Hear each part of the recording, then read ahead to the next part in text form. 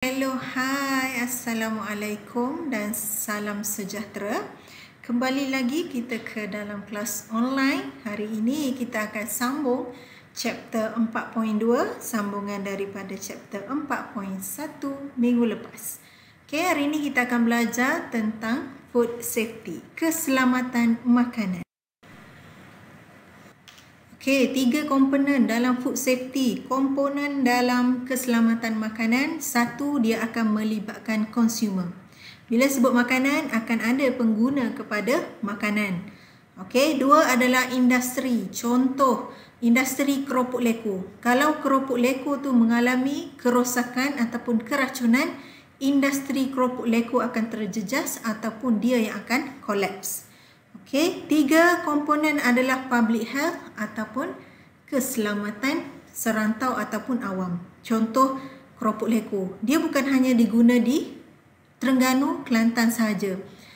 Termasuk yang yang jual secara online. So dia akan post ke seluruh negara, ke seluruh negeri di Malaysia.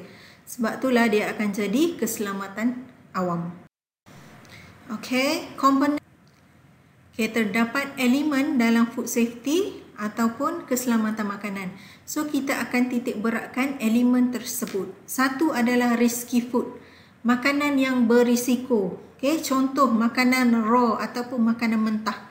Okey, ini contoh dia, makan telur mentah. Okey, so kalau ada jangkitan ataupun ada sumber contamination daripada bakteria, itu termasuk dalam food safety. Okey, undercooked food.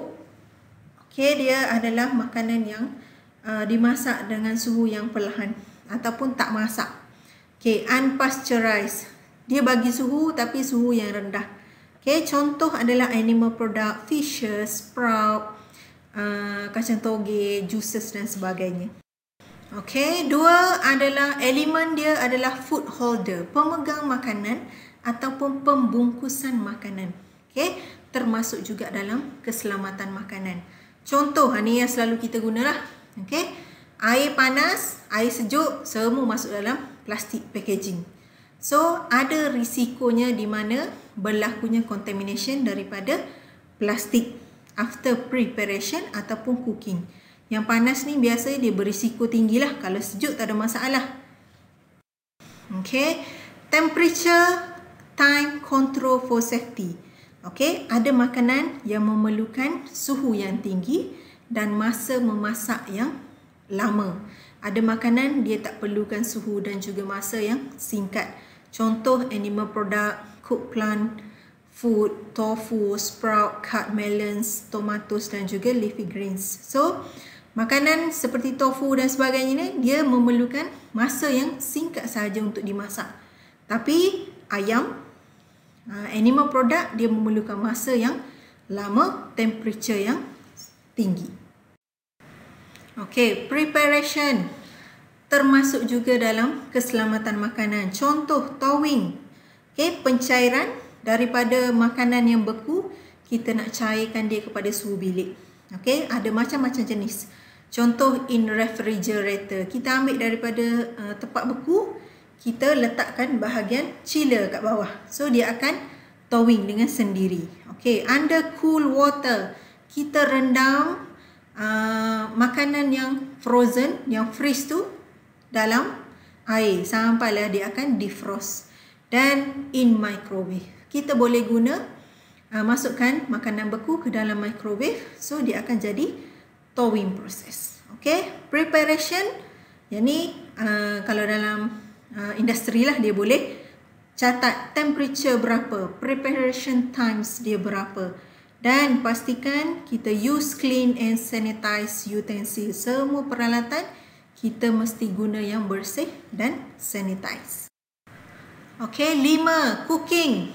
Okey, yang kita tahu cooking will not destroy spores and toxin. Maksudnya makanan yang sudah tercemar, walaupun kita masak lagi sekali, dia tidak akan memusnahkan spora dan juga toksin yang sudah dilepaskan oleh bakteria ataupun fungi. Okay, can lower some bacteria and virus to save. Dia boleh lower tapi dia tak boleh destroy. Once dia ada lah, kalau dia tak ada masalah. Okay, cook food to minimum temperature for specific amount of time. Boleh masak pada suhu spesifik dan juga masa yang spesifik. Okay, use food thermometer. Yang ni selalu kita tak guna, tapi kita boleh guna food thermometer untuk cek suhu berapa. Okay, berapa nak masak suhu yang ditetapkan. Okay, after cooking, serve food. After cooking, bolehlah hidang. Okay, health of staff. Yang ni paling penting. Pengendali makanan. Okay, infected employees cause at least 2 to 3 of outbreak in US restaurant. Maksudnya pengendali makanan, dia boleh menyebabkan contamination. Antara contamination yang terbesar adalah disebabkan oleh kesihatan staff tu sendiri. Okay, so sebarang masalah kena report pada pengurusan, supervisor kita, supaya kita tak bagi pencemaran kepada makanan yang kita kendalikan. Okay, kalau kita sakit, kita boleh dikecualikan daripada mengendalikan makanan. Suruh orang lain kendalikan makanan. Kita bahagian pembersihan ataupun sebagainya lah. Okay, cover wound. Kalau ada sebarang luka, kita kena cover, kita kena tutup. Sama ada kita boleh guna clean dry bandage ataupun kita boleh guna sarung tangan. Okay, luka terbuka, ada darah ke, ada luka terbuka, itu boleh menyebabkan contamination pada makanan. So, kena pastikan dia dibalut ataupun ditutup. Okay, 8. Washing hand.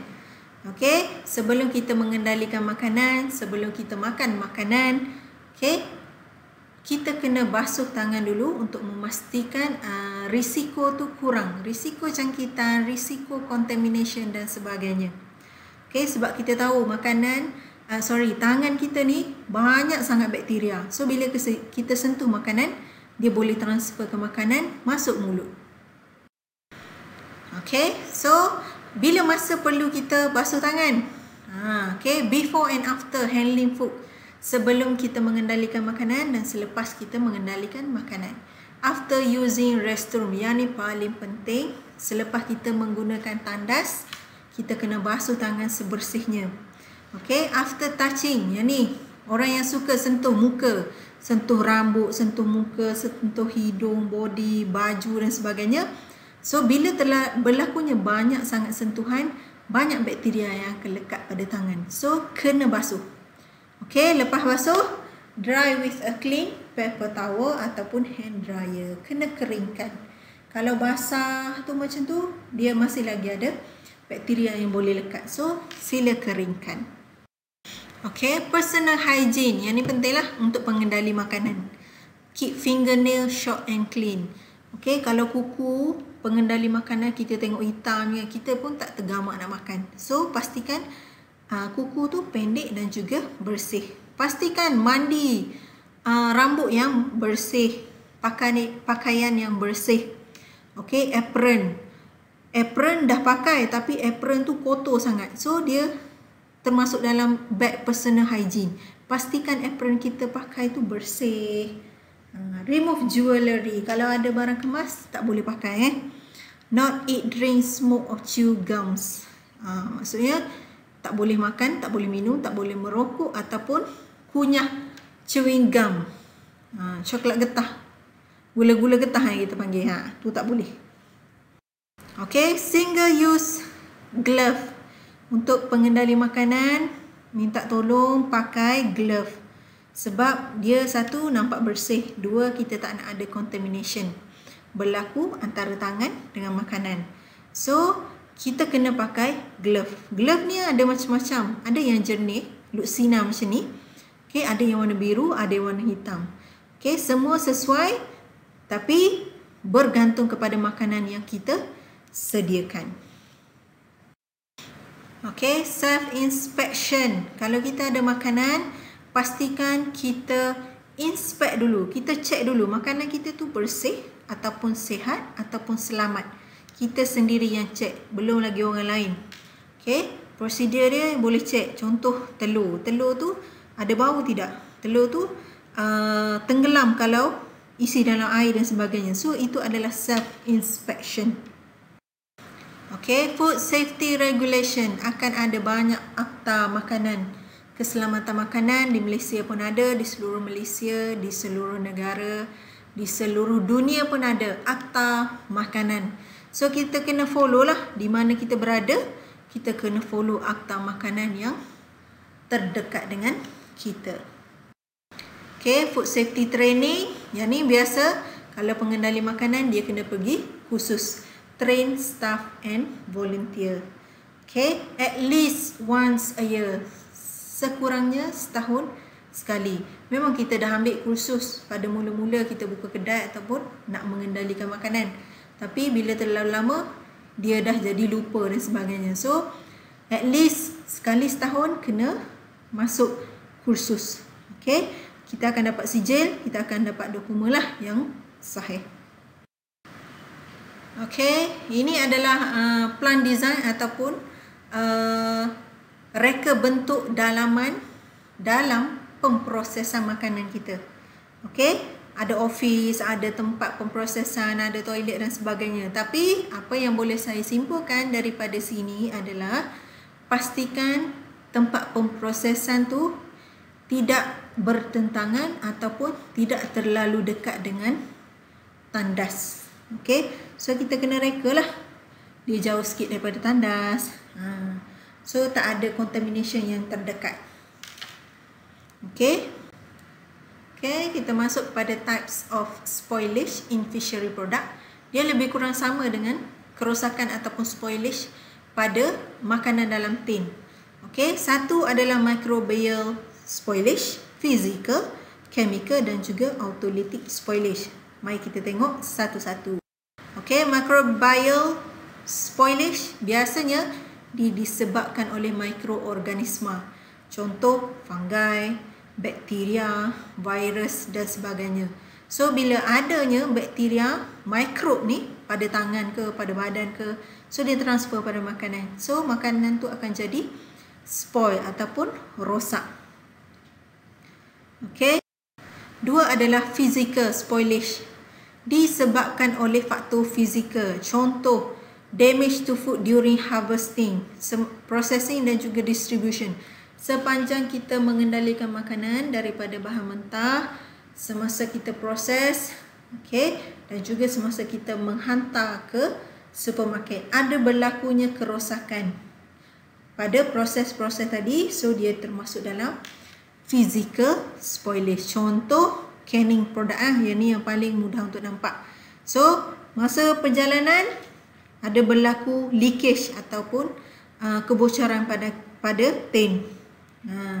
Okay, so kita boleh tengok itu termasuk dalam physical spoilage. Okay, next, chemical spoilage disebabkan oleh perubahan color dan juga rasa makanan semasa pemprosesan dan juga penyimpanan. Kita dah buat produk, bila kita simpan, tiba-tiba, okay, bila kita ambil untuk test produk tu, makanan tu dah jadi masam. So dia masuk dalam chemical spoilage. Chemical spoilage sebab adanya berlaku production of hydrogen gas. Contohnya, makanan dalam tin kita tu tiba-tiba ada gas hidrogen. So dia akan menjadi, makanan tu akan jadi berasid dan juga boleh menyebabkan kerosakan pada makanan. Okay, autolytic spoilage disebabkan oleh enzim. Okay, enzim dalam produk makanan, contoh ikan, kita ada enzim yang menukarkan masa ataupun otot ikan daripada lembut ke keras dan sebagainya. So enzim ni yang akan memberikan kerosakan pada makanan. Sebab itulah kita tengok ikan yang mati, okay, dia akan jadi kembung. Sebab enzim dalam badan dia menukarkan otot, dia akan melepaskan gas. So dia akan jadi kembung. Perut kembung, color changes, akan bertukar color pada permukaan badan ikan. Itu semua disebabkan oleh enzim. Okay, next adalah sanitation procedure in food processing. Kita akan belajar tentang prosedur sanitasi ataupun kebersihan dalam food processing, dalam kilang kita, dalam tempat kita proses makanan. Okey, contoh satu, premise, requirement untuk premise. Okey, kita ada kilang ke, kita ada gudang ke, kita ada bangunan ke. Okey, untuk kebersihan, pastikan kita tak ada contamination of food. Sumber-sumber yang boleh menyebabkan sumber jangkitan. Okey, contoh kita ada tempat pembuangan sampah, kita ada yang boleh menyebabkan lalat banyak. So itu adalah sumber contamination terhadap kilang makanan kita. Okey, ada rumput yang terlalu panjang, ada lalang dan sebagainya. So dia boleh menarik minat ular, tikus dan sebagainya. So premise tu kena bersih. Okay, next adalah material yang kita guna. Bahan mentah yang kita guna, sama ada kita proses ikan, kita proses udang dan sebagainya. Semua bahan mentah dan juga bahan-bahan tambahan yang kita masukkan untuk jadi produk tu, pastikan dia free daripada kotoran, free daripada jangkitan, contamination, free daripada pesticide dan juga herbicide. Okay, free daripada racun serangga, racun rumpai dan sebagainya. Okay, next, packaging material. Pastikan packaging material yang kita gunakan adalah sesuai. Okay, can, carton, lids, wrapper, box, cartons, tube dan sebagainya. Sama ada kita nak guna tin, kotak, pembalut dan sebagainya, pastikan dia free daripada contamination. Ini contoh. Tin tu dah bersih, tapi penyimpanan kita menyebabkan ada tikus, so dia berlakunya contamination pada packaging. Okey, bangunan. Pembinaan bangunan juga penting dalam kilang kita. Macam mana kita susun tempat ikan sampai di mana, tempat proses mana, tempat basuh mana, tempat masak mana. Itu semua penting untuk pastikan sanitasi dan juga tiada contamination yang berlaku. Okey. So, kena susun lah. Elok-elok yang macam tadi, tempat proses pastikan dia jauh daripada toilet. Okay, jangan terlalu dekat dengan toilet. Okay, floor, walls dan juga ceiling. Kena ada dinding, lantai yang bersimil lah, dan juga kalau boleh ada ceiling. Okay. Okay, pintu dan juga tingkap kena tertutup. Okay, kalau boleh kita letaklah mosquito net untuk memastikan tak ada kemasukan insect. Okay, kat pintu self close. Maksudnya pintu bila kita buka dia tertutup sendiri. Okay, dan ada kalau boleh ada mosquito trap tu lah yang lalak, perangkap lalak pada muka pintu. Okay, so dalam bilik tu, processing room, kita kena tengok apa yang diperlukan. Kena ada lampu sumber cahaya, okay? Kena ada tingkap dan sebagainya. Pastikan lampu yang kita guna tu adalah lampu yang tidak mudah pecah. Kita risau berlakunya contoh lampu macam ni kan, lampu bulb ni. So bila dia pecah, dia masuk ke dalam makanan. So berlakunya contamination. Okay? Okay, ventilation. Sumber pengudaraan ni penting, sangat penting. Sebab bila kita proses makanan, dia mengeluarkan bau, dia menyebabkan udara tu tersekat berada dalam satu bangunan. So kita kena ada ventilation. Tak kisahlah ventilation fan ke, ventilation jenis macam mana, asalkan udara boleh dikeluarkan daripada bangunan. Okay, sebab salah satu sebab dia adalah boleh mengawal kelembapan. So bila boleh mengawal kelembapan, tak adalah jangkitan kulat, bau dan sebagainya dalam bangunan kita. Okay. Okay, next, water supply. Yang ni penting lah kalau kita perprosesan makanan, prosesan ikan, produk dan sebagainya. Water supply penting untuk kita basuh, untuk kita guna untuk sampailah jadi produk dan sebagainya. Okay, so water supply kena ada keseluruhan bangunan. Bukan bangunan A ada water supply, bangunan B tak ada air. So tu tak boleh. Air itu mesti ada pada keseluruhan bangunan. Okey, pastikan air itu air yang bersih lah, tidak tercemar. Okey, dan dia bukan air yang bercampur dengan air sewage ataupun disposal. Air itu adalah air pure ataupun air bersih.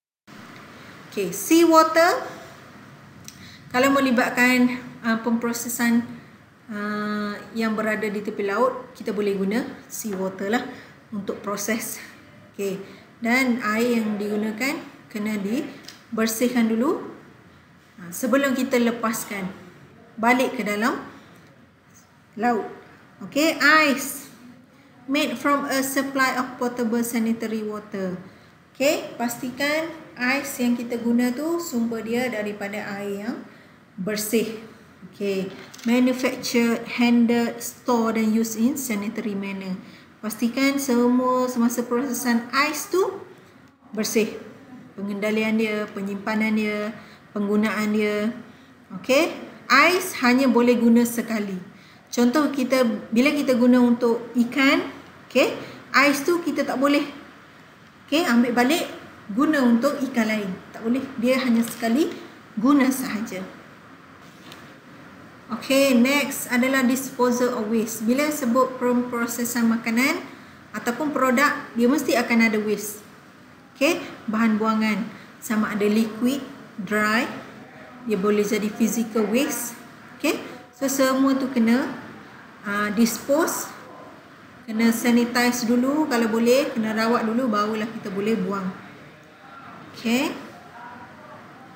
Untuk apa? Untuk prevent contamination. Kita tak nak waste yang kita buang tu akan jadi sumber contamination balik terhadap makanan yang akan kita proses nanti. Okey, toilet. Ni yang penting lah. Kilang ke, premis ke, ada je toilet. Kalau ada serbuan, kita akan tengok toilet juga.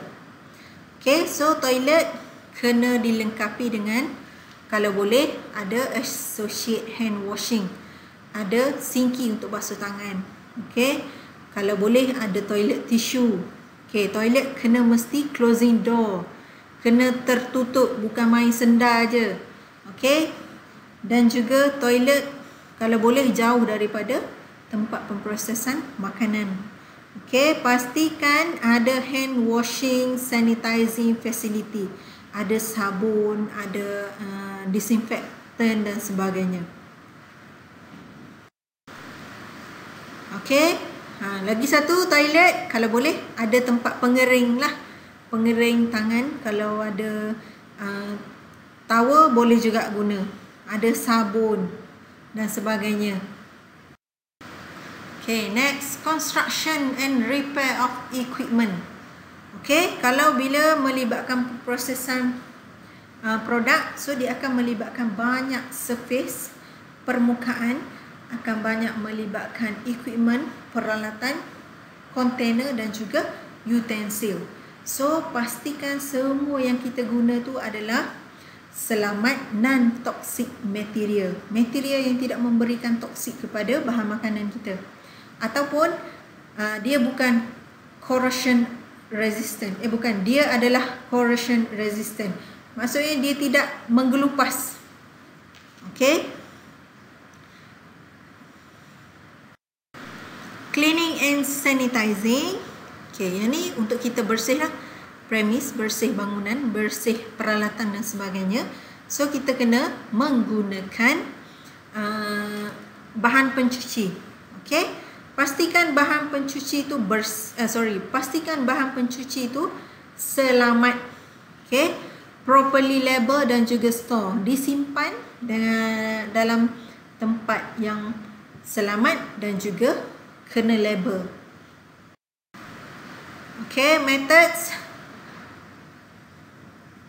Okey, apa yang boleh kita simpulkan bahawa semua langkah-langkah yang kita ambil, okey, daripada step A sampai step terakhir, semuanya adalah untuk kita prevent contamination and not contribute to deterioration. Okey, kita nak mengelakkan pencemaran silang. So, kita buat elok-elok. So, pastikan tak ada pencemaran. Okey, all fishery products shall be kept ice.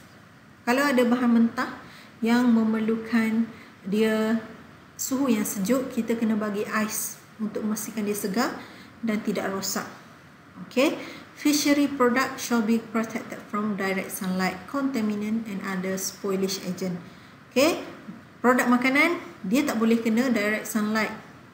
Cahaya matahari yang direct dia tak boleh. Okay. Contaminant, sebarang pencemar dia tak boleh. Okay. So, semua raw material kita shall be maintained under condition which will protect against contamination lah. Raw material, bahan-bahan mentah kita pastikan dia tak ada contamination. Okay, next adalah sanitary control, kawalan sanitary ataupun kebersihan.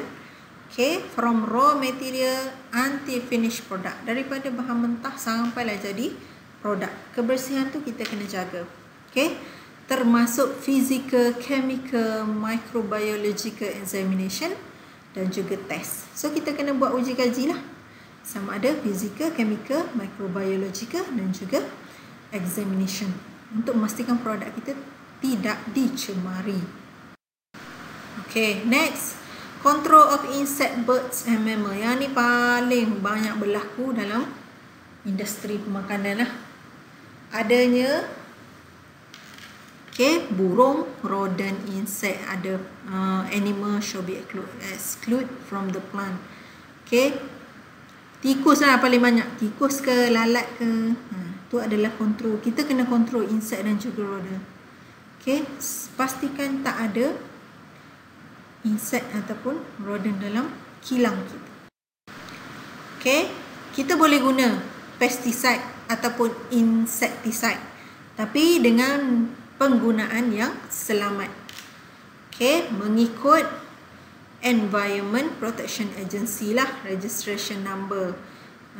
Ada yang selamat, ada yang tidak. So, kita guna yang selamat.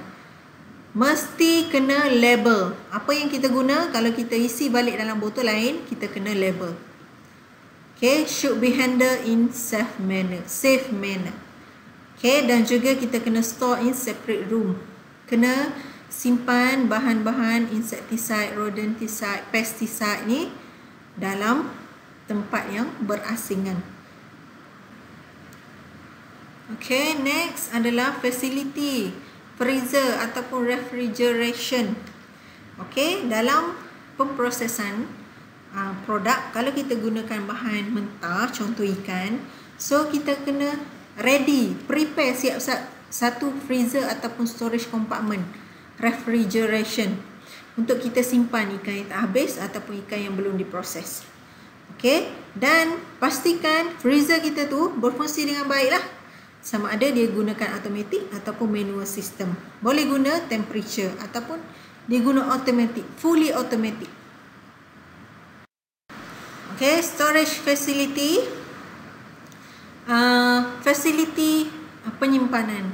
Kita boleh guna store, kita boleh guna bilik, kita boleh guna storage box dan sebagainya untuk kita store raw material, packaging dan packaging material and finished product. Kita kena ada bilik khas, untuk kita simpan bahan mentah, untuk kita simpan bahan-bahan untuk packaging dan juga finished product. Produk yang sudah disiapkan, so kita kena simpan dalam bilik yang spesifik lah. Bilik tu shall be clean, sanitary and good repair. Perlu bersih, clean dan juga dalam keadaan yang baik. So storing juga dia memberi kesan sebab dia antara penyumbang kepada contamination. Kalau kita salah simpan, dia boleh menyebabkan contamination terhadap produk kita. Ini terpulang, kita boleh guna shelf, kabinet dan sebagainya. Kita boleh guna kabinet, kita boleh guna rak dan sebagainya dalam tempat penyimpanan kita. Transportation. Dalam kilang ada apa? Transportation. Vehicles, transportation facility. Ada kenderaan yang kita guna dalam kilang. So, pastikan kenderaan tu tidak memberikan sumber contamination. Ada asap banyak, ada bertumpah minyak dan sebagainya. So, pastikan itu tidak berlaku lah. kalau ada kenderaan. Okay, so ini adalah personal kita. Kalau ada pekerja, okay, disease control. Pekerja ataupun kita sendiri yang mana terdedah kepada penyakit, okay, sama ada dijangkiti, penyakit berjangkit, penyakit biasa ataupun luar biasa, luka dan sebagainya, semua kena report. Sebab kita kena tengok kesesuaian. Sama ada penyakit tu kita boleh lagi tak mengendalikan makanan, ataupun memang dah tak boleh kendalikan makanan, kita kena transfer ke bahagian lain. Okay, next adalah semasa mengendalikan makanan, kita kena tengoklah kebersihan. Contoh, ada apron, ada glove. Okay, pastikan basuh tangan sebelum dan selepas kita mengendalikan makanan. Okay, sebelum dan selepas kita start bekerja dan sebagainya, untuk mengelakkan contamination berlaku. Okay, macam ni contoh gambar. Okay, dia pakai baju apron, pakaian yang lengkap, bertutup kepala dan sebagainya. So kita nampak kemas lah. Kita akan mengurangkan sumber contamination terhadap makanan ikan kita tadi. Okay, remove all insecure jewellery. Ni barang kemah ni, makcik yang banyak-banyak ni, sepatutnya tak boleh kalau dia mengendalikan makanan. Okay, dia kena pakai sarung tangan. Okay, pastikan dia pakai sarung tangan semasa mengendalikan makanan. Dan juga dia kena tutup mata pula. Tutup rambut. Okay, tutup mulut untuk memastikan tak ada percikan air liur kena pada makanan. Okay, next adalah pakaian. Pakaian kena bersih. Okay, dan menutuplah. Kalau boleh pakaian yang sempurna, bukan pakaian yang berlubang-lubang dan sebagainya. Okay, lagi satu adalah pemakaian perfume pada badan, gel rambut, kosmetik, hisap rokok dan sebagainya. Semua tu adalah tidak dibenarkan dalam pemprosesan makanan. Okay, lagi satu adalah training. Ni yang paling penting. Okay, pengendali makanan, supervisor, siapa-siapalah yang ada dalam pemprosesan makanan, dia kena pastikan dia dapat latihan, training, dapat sijil, dapat suntikan, barulah dia boleh kendalikan makanan. Okay, sanitation practice to prevent cross contamination. Okay, antara amalan kebersihan yang inilah adequate separation of raw and cooked or ready to eat product. Maksudnya kawasan bahan mentah dan kawasan untuk masak dia berbeza. Okay, jauh sikit lah, dia tak boleh sekali. Dan juga kawasan yang produk yang dah siap, kalau boleh asingkan 3 tempat tu. Okay, bukan berkumpul dalam satu tempat yang sama, sebab dia boleh menyebabkan kebersihan kita tu kurang dan menyebabkan contamination. Okay, adequate separation or protection of product in storage. Storage ataupun penyimpanan pun kena separate, kena asingkan. Penyimpanan bahan mentah, penyimpanan bahan yang sudah siap, ataupun penyimpanan sementara. So kena asingkan.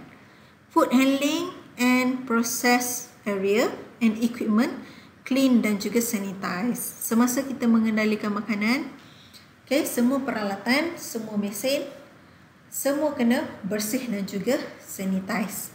Employee hygiene. Kebersihan pekerja dari segi pemakaian, dari segi basuh tangan, amalan basuh tangan dan sebagainya, semua kena titik beratkan. Okay, semua peralatan yang pekerja kita guna juga kena sanitize.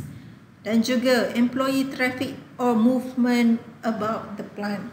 Maksudnya bila ada pekerja yang keluar, okay, kita kena sanitize dia tu. Sama ada dia keluar daripada toilet dan sebagainya, so kita kena sanitize balik, barulah dia boleh masuk balik. Okay, next adalah sanitation standard untuk employee. Employee ataupun pekerja. So, control measure yang kita guna adalah kalau berlakunya apa-apa kecederaan ataupun pekerja kita sakit, okay, so kita kena report pada supervisor. Kita sendiri kalau kita sakit, kita kena report dengan supervisor. Itu adalah langkah berjaga-jaga, control measure. Okay, untuk memastikan tak ada contamination berlaku. Okay, monitoring supervisor. Monitoring procedure. Maksudnya supervisor ni, dia akan report masalah pekerja bawahan dia kepada manager. So manager tu yang akan decide sama ada dia ni sesuai ataupun tidak berada dalam pemprosesan makanan, ataupun dia boleh ditempatkan di kawasan lain. Okay, correction action. Bila ada potential yang menyebabkan kontaminasi, so dia boleh dihantar pulang ataupun tak payah bekerja hari itu. So dia ada hak.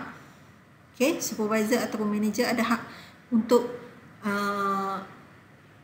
tidak membenarkan awak mengendalikan makanan. Record keeping, kena simpanlah rekod tu. Okay, hari ni si A demam, hari ni si B batuk dan sebagainya untuk masa depan. Okay, next, precaution to be taken to avoid hazard. Okay, microbiology. Temperature, moisture, nutrition are 3 factor of microbial survival. Maksudnya, untuk mengelakkan jangkitan mikrob, kita kena pastikan suhu, kelembapan dan nutrition tu bukan yang sesuai untuk mikrob tu membiak. Okay, control temperature and time of production. Okay, temperature yang sesuai akan memastikan makanan kita masih lagi segar dan juga ada temperature yang akan mematikan bakteria. Storage of ingredient. Okay, termasuk storage bahan mentah. So, storage yang betul akan meningkatkan kualiti ataupun shelf life makanan. Heat sterilization. Okay, diguna temperature ataupun panas. Okay, so ada suhu tertentu, ada masa yang tertentu. Record keeping of temperature and time, kena simpan data tu. Okay, untuk kegunaan masa depan. Prevention of secondary contamination. Okay, regular washing and sterilizing humans hand. Basuh tangan secara kerap, basuh peralatan secara kerap dan sebagainya boleh mengurangkan secondary contamination. Okay, so itu saja untuk hari ini untuk chapter 4. So kita akan jumpa lagi untuk chapter terakhir, iaitu chapter 5. Okay, kalau ada sebarang soalan boleh terus direct WhatsApp ataupun call saya.